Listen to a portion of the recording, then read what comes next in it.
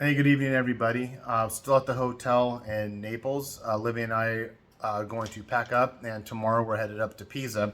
But this is a short intro on the series of short little clips you're going to see. It starts with the National, I think it's called the Italian National Archive Museum, largest in all of Italy. It's right here in Naples. I think that's an important predecessor to the other one clips you're going to see, which I'm going to go over some of the stuff in the museum here in the city of Naples that has a lot of artifacts of Pompeii, actually. And then you'll see some Pompeii clips of what Olivia and I explored and saw today in Pompeii. For those that know me and know my temperament, I didn't get this on tape. I kind of wish I would have. But we were in line at a site in Pompeii that had a long line, and there were a lot of organized tour groups. Now, these are independent, private people that just enter into the park and the site. They are not official people for the park itself. They were cutting in line left and right, and Olivia and I were waiting for about maybe 20 minutes to go into this one venue, and this one lady cut behind us. I was like, "Oh, okay." Well, then this old little Italian guy that had a little document holder and about 8 people, he tries to cut in front of me. And so you guys know how big and gawky I am. I stood in front of him and he said something. I turn around and I go, "The line is back there, pal. We all been waiting." And he looks at me and he holds his badge up and he says, I'm a private tour guide. In an Italian accent. I mean, a private tour guide. I'm a private tour guide. And I go, "I don't care who you are. You're going to wait in the back of the line." I go, "I'll tell you what. How about you get somebody who officially works here in Pompeii and have them tell me that you can cut in front of me? How about you do that?" And I said it in English, and he just kind of looked at me. At that point, the other tour guide kind of intervened and tried to settle it, but I didn't let them get in front of me. I was like, no, you're going to show me a little badge, tell me you're a private tour guide, so that allows you to cut in front of everyone else has been waiting for a half hour. Well, they may put up with it, but I'm not. So then I said something to her in Italian because she started speaking Italian to me. I got kind of sarcastic. One thing I wish I would have said, and I didn't think quick enough, is that when this guy held up his little badge and said, "I'm a tour guide, I'm a tour guide, I'm a private tour guide," as if that gave him reason to cut in front. I kind of wish I would have said, "Yeah, well, I'm the Pope, and I'm still waiting in line. I didn't cut," but I didn't. The rest of the day went really, really well. But I hope you enjoyed this series because if you're going to see Pompeii, you really should spend a few hours at the National Museum here in Naples first. They have really good maps, really good overlays, and it kind of gives you an overall view of what Pompeii is all about before you actually get your boots on the ground. Speaking of boots on the ground, today's video comes from the sponsor for today's videos comes from Keen Footwear. Keen, the boot. I should say the Sherman tank of footwear when it comes to walking around Italy, getting off and on subways and trains, and definitely doing Pompeii. Because I'm going to tell you what, penny loafers and anything GQ magazine has is not going to do you justice. These things are seriously like Sherman tanks. I just hope they make it. If you don't have a pair of footwear like this before you come into Italy, Naples, or try to do Pompeii, and I've seen all kinds of footwear today, you are just asking for trouble. They're not my official sponsor. I just wanted to throw that in there. So enjoy the videos. I hope you guys learn something from it. And if anything, go into other people's videos and see what their experiences are if you're going to come to Italy and do Pompeii. It was a great day, long day. We were there from 10:30 to I think 4:30 today. But now we're exhausted. We're back in the hotel. Enjoy the videos.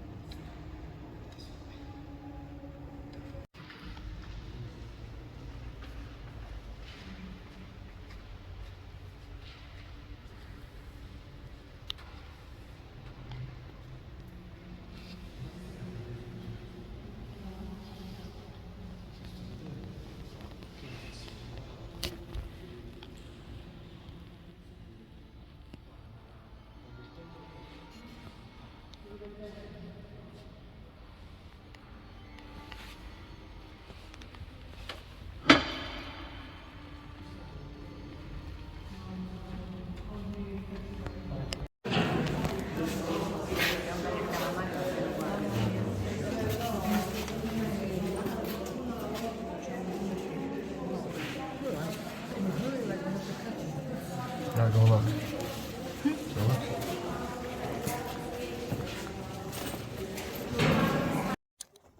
So Pompeii is totally packed right now with a bunch of tour groups. I actually just got done yelling at one independent guide. He tried to come in front of a line of a building we went in.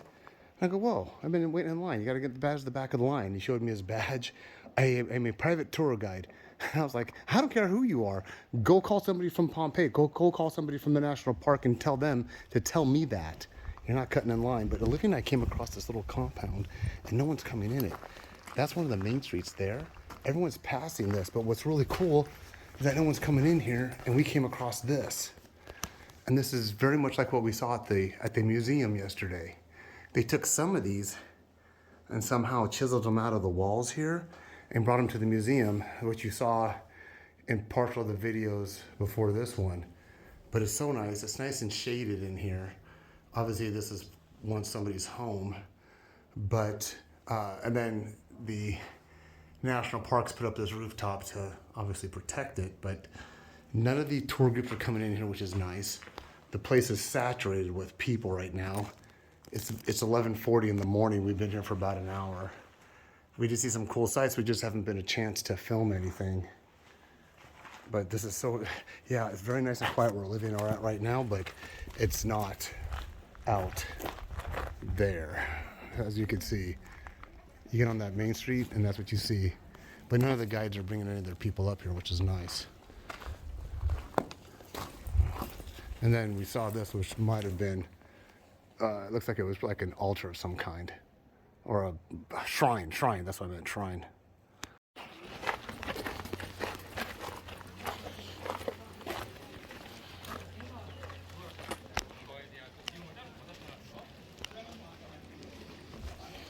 You know, all the tour groups.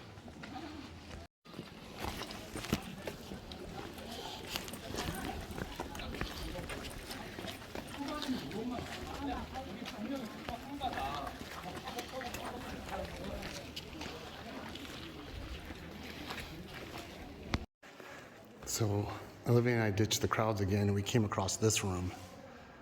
Once again, something very similar to what we saw in the museum. I guess they're able to preserve this one, and once again they put a roof in, reconstructed a roof to protect it. I'm going to back up so you can see how vast it is. Olivia, stand in front for size reference. So there's Olivia. She's about 5'7". This room, 5'8". She's 5'8". So this room is probably at least 20 feet tall. And it's in this courtyard. And then there's, I guess, the fountain. Probably a rich person's house. Oh. Olivia pointed out there's a mosaic. Salve. I can't read it. And there's another room here. There's a couple of tiles on it, but nothing much. Probably one of the more wealthier families. Olivia just pointed out that when we went to the museum, we were wondering where did they take those paintings from? And here you can see where they carved them out. Some of those things we saw in the museum yesterday, they came from areas like this. So they countersunk, chiseled it, and used a cement cutter, and then they just plastered over them. So they actually removed them here from Pompeii, probably because of erosion, decay, you know, stuff like that. But out of all things I really wanted to see, besides the artifacts, I wanted to see areas like this where they took those paintings from, where they took them out of the wall, and here it is. Okay, I think that this is an important thing to point out, is that you see this mound? Okay, why is there a mound there? That's not actually a mound, that's the fill. That's the line, that's the actual line of when the excavation started. So, for example, you see this wall? If you were to excavate all that dirt where that wall is, you'll end up you'll end up uncovering stuff like this. So we're at the outer perimeter of the excavation site, not the outer perimeter of the town itself. The town itself, more than likely, continues on. But you see how that wall, you see how this wall just gets buried? In time, between the ash and the debris, in time, just time, it got that high. I would say it's about 2 feet high. But if they were to dig, they're gonna start exposing these rooms. And let me see if I can get it into here. This road is really uneven. Yeah, so if you start excavating all that dirt, you're gonna expose more rooms and it'll end up looking like this. I hope that makes sense. The prior video I kind of pointed out because it shows a big mound in the middle. So I think that that's what Olivia and I actually saw. So it was actually more of the excavation site on the other side. But this was a really good example of what they had to deal with and when they started digging. Yeah, Olivia pointed something else out that looked kind of cool. There's a room here they're using to store stuff as they're continually working. I gotta dodge that spider web. But we found this room and there looks like there's some tools. There's some pots or some clay or whatever. I don't know. It's not my forte, but that's some stuff apparently they just found. I guess they're labeling. Here's some stuff that they're cataloging. And those are the tools of the trade right there, brushes and toothbrushes, as they gingerly expose some of this stuff and catalog it and preserve it. But yeah, interesting part of this little tour that we're on. Not tour, it's just Olivia and I, a little exploration that we're on. Olivia and I have found some steps that brought us this little plateau. I'll zoom in on the city. So we were actually on top of this mound, and there's probably more ruins below us because this mound, as the excavation starts, is right there. So more than likely, if they were to dig all this up, they would start exposing what you see out there. But up here, and I don't remember ever seeing this the first time I came, I'm sure it was here, but there's this church, or I'm assuming it's a church. There's this modern structure there, and then there's Olivia there. So there's this modern structure, stairs that came up to it. It kind of gives you a pretty cool view of the tops of the buildings of Pompei. We've walked around for a couple hours already. There's a couple of the key sites. There's a few more things. I mean, if what you're looking at, if anything, is probably 1/5, 1/6 of what Pompei has to offer. So this is a pretty intact example of the paintings that we saw in the museum, but this room is really well preserved and intact, including the mosaic on the floor.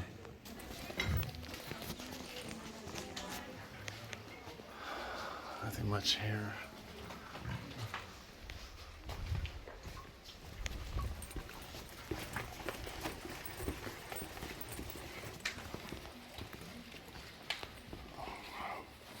Oh wow.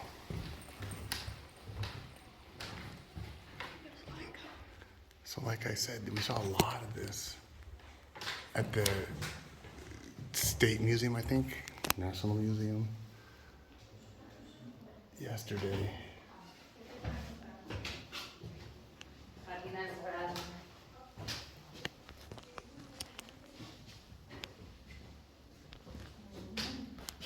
I don't remember coming in rooms like this when I'll look at that picture of the kid. I think the son is sitting in or something. All right. So in contrast from what you just saw, it's very possible that there was something here. I mean, obviously there was something here. I don't know if what's missing is because it ended up in the museum or because it was just destroyed over time. Something else I was going to point out is that some of the structure, you can see the I-beam here.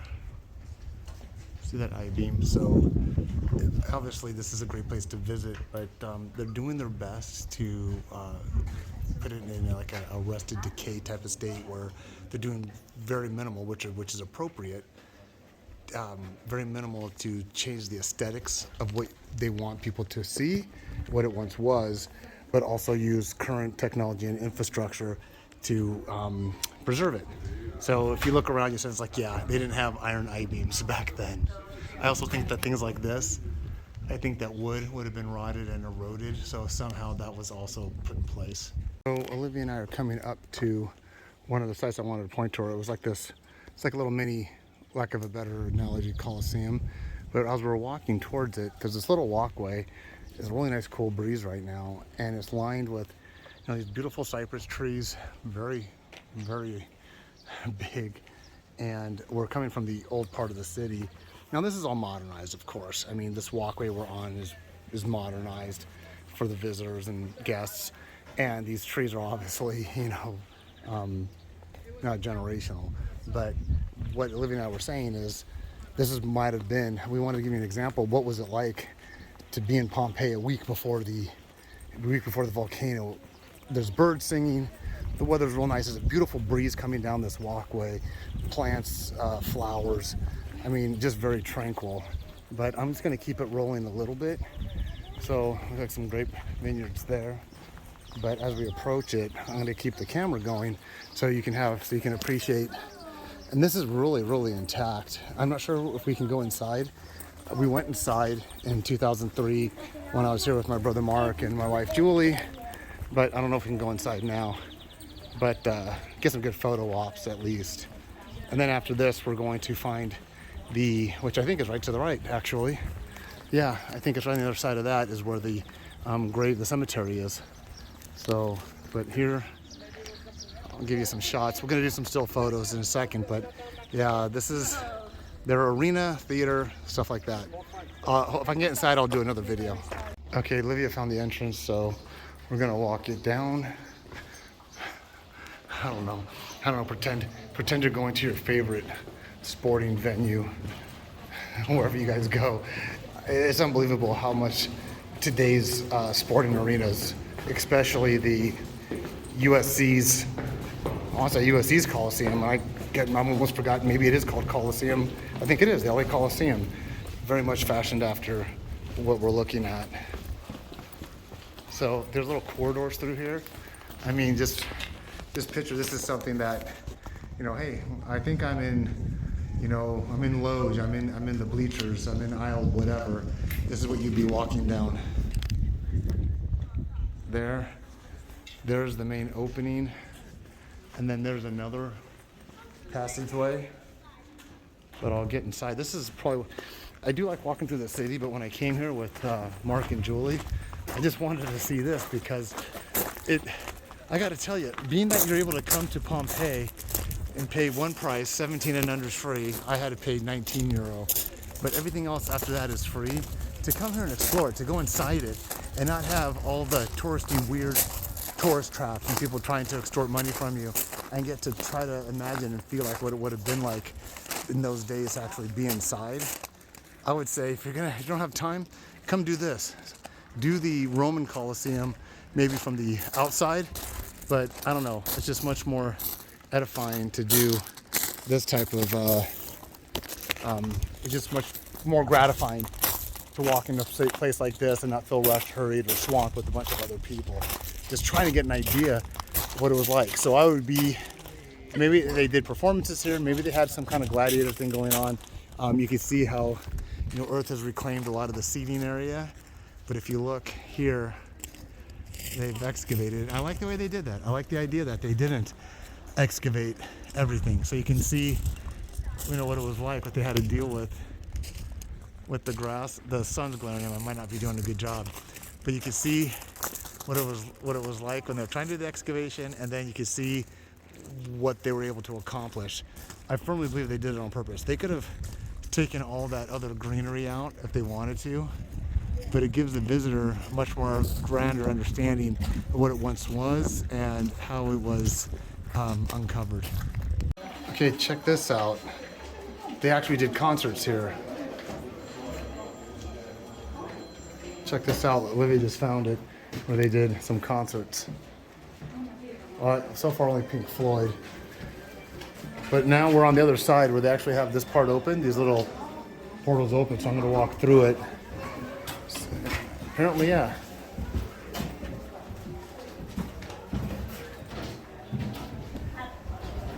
Everything I see so far is all about Pink Floyd. I don't know. I don't know what exactly happened here or what he did, but he was here. He was here in this little arena area. There's an area where you walk through and you walk up to the seating. Here, nobody can get up there now, but just like I said, in a sporting arena, you'd be coming through this area, and you'd go up to your seat. We are still in Pompeii at the necropolis, or the city of the dead. Now, this is their cemetery. That was the cemetery before the volcano erupted. So, yeah, they call it the necropolis. And a lot of these words started sounding Greek. Well, Naples itself was Neapolis, a Greek-founded city, meaning Neapolis, new Opolis city. So necro is death or dead, opolis is city. So this is the necropolis. There's a lot more to it, by the way. I just wanted to, we're at the farthest end of what has been excavated. So all this was buried, and that kind of tells me that little shelter thing over it, that they're probably still working on excavating it. So Olivia and I are gonna walk up to the front. Actually, she's sitting on some other structure that's still quasi buried. But we're gonna walk up to the end of it, or what the end of it is for us today that we could see, and then I'll show you a shot what it looks like. So I'm pretty sure all of this was also buried for a while. I think if you exit up those rails, you go to another modern surface street and you can actually exit all of Pompeii. We saw a lot. We saw a lot of other paintings on walls. It just gets to be so much. I wanted to film something different. This vault is empty. When Mark and Julie and I were out here, once again, there wasn't that many people here, and we stumbled upon this by happenstance. I want to say by accident, because we were just kind of taking some walks and just walking through it. But I found it very interesting, such an elaborate cemetery for the times, and it goes to show how much I don't know on how civilization was back then. I would imagine that this was probably a family tomb with those little niches underneath. I would imagine all these were actually per family for the people who lived in the city of Pompeii. Once again, they did a really good job where here's another one with little niches in it. I think they did a really good job on the excavation and leaving the ruins, I guess, the artifacts, leaving them all intact. But then, look at these beautiful cypress trees. You can let your imagination do the time traveling of what once was a beautiful town, and it is beautiful today. Just imagining that this was very much like what they may have lived like back then. There were some fountains. Some fountains were operational actually for tourists. Some of them you could tell, were no longer functional, but they were around town. I can't tell any of these dates on any of this, but this is pretty much it. We'll be leaving shortly after this. We got here around 10, 11, 12, 1, 2, 3. We've been here for 5 hours. We've taken plenty of breaks. Got pretty hot at some times. We found some really cool shaded spots at others. That's what we came down through, was the entranceway, that archway. So when you come through there from the city's on the other side of it, you come into their cemetery. Oh, I was walking right past this. This looks like it very well could have been statuettes found here which might have portrayed the person that was buried here.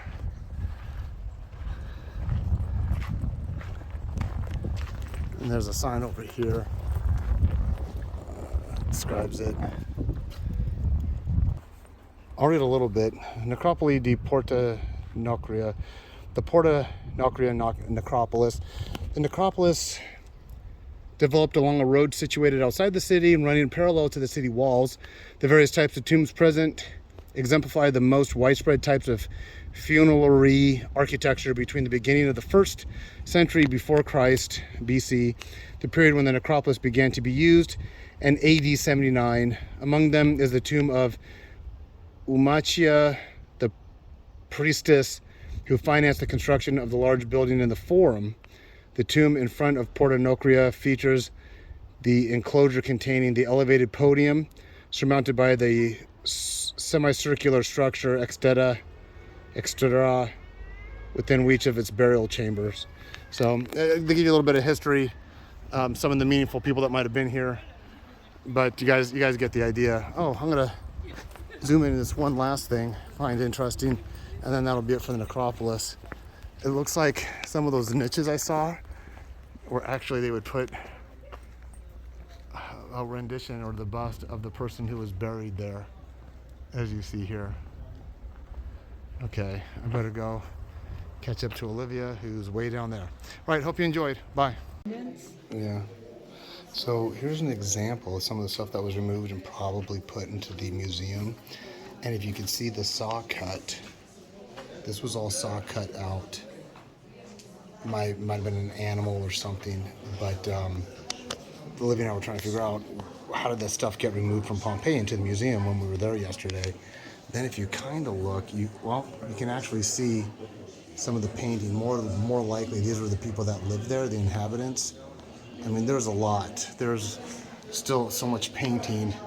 There's a lot of rooms. There's a lot of buildings that still have a lot of these paintings in them. Little statuettes here. I don't know how original these are to the inhabitants, but it starts to get to be so much. We saw so much today that is blending into one.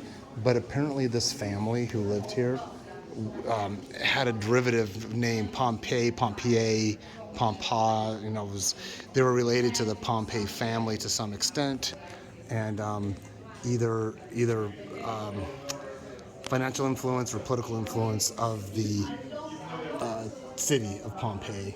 So this is probably the most significant house that we've been in when it comes to who the people were that ran the city.